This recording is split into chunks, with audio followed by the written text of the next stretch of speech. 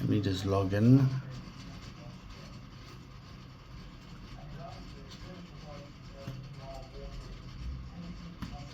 Okay, we're in the app. If you go into settings, you can see you can add your name there, your email address, your user ID, two-factor authentication, and you can also log out there if necessary. If you scroll down, you can create a will either by text, video or voice, your executor's information, your legal consultation, your lawyer's name, and your lawyer's contact details. You can say you agree, I confirm that I have consulted with the legal profession, and you can select your beneficiaries here. Over here you can give a percentage, or if you want to put in assets, you can put in assets here, and you can type what you want to leave that person, whether it's your computer, pots and pans, your house, whatever it may be. So that's where and then you can save your will after you've created your will, whether it be a text, voice, or video. If I go down to wills here, these are a number of wills I've created. I'll just go and have a look here. See, over here it tells you that it's a text will. Will content gives you what you've written in your will, and in your beneficiaries, this is what I've added here. Total allocation is 100%, and my two sons, a William Jack Williams and a William Samuel Williams, I've left them 50% each. If you had chosen assets, it would give you a description of what assets you were going to leave each person, but I've given a percentage. You get the option of exporting, editing, or deleting that will. Let me just go to a different one so I can show you.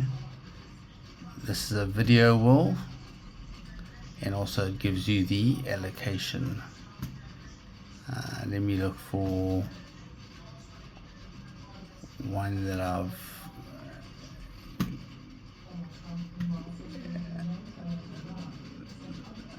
okay, this is one that I've given a specific asset. So Kate gave some pots and pans, and my son Jack, I gave 50% finance and assets 50%, and I did the same for my other son. So that's what the difference is, depending on what you choose, if you want to choose a percentage or assets. Go down to manage beneficiaries. This is where you add your beneficiaries in. All your beneficiaries, you can add beneficiaries, you can delete your beneficiaries here. Social media, you can add your Facebook username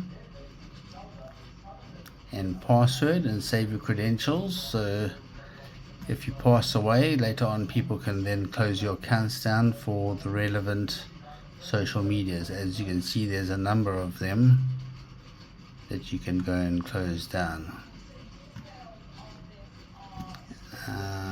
Personal messages,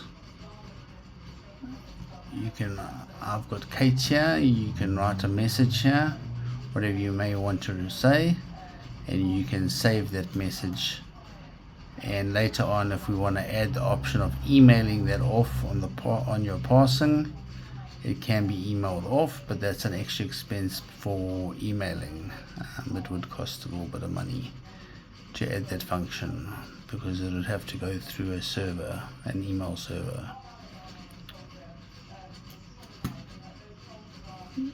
Executor portal, this is where you add your executor. So it would be their email address, password and a send verification code would be sent to the email address to verify that they are the person, and then they would be able to log in onto this app to have access to all your wills and all your information, and that'd be the only person. There are logs, so if they try and change anything, it would be sent off to the email address of the owner of the will. There's a lot of security on this. Important documents, I did fix this because it was crashing at one stage, and it was because there was a bracket missing in the code, which I have now fixed. As you can see, it's working perfectly. You can put your document type, whether it be Chase checking account or FNB checking account, whatever it may be. You've got your investments, you've got your insurance documents, legal, either in your institution, the company, which bank, account number, notes, and you can also attach, you can add files here, PDFs, and you can save the document. As you can see, I've saved 2 documents here, Capitec bank statements and a Capitec proof of address, so it works quite nicely here. You can also set up encryption if you want to. Well, it will encrypt your device anyway. Your device will be encrypted with 256 encryption, AES to AES 256-bit encryption, and it has zero knowledge architecture, which means everything is encrypted on the device, and nothing is stored on the database that is not encrypted. So it'll be gobbledygook on the database.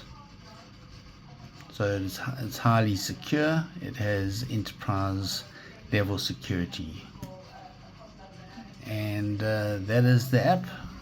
I've got it mostly working now. Everything seems to be working nicely. There's a few things I'd like to change, but this is what I've got, and everything seems to be working nicely now.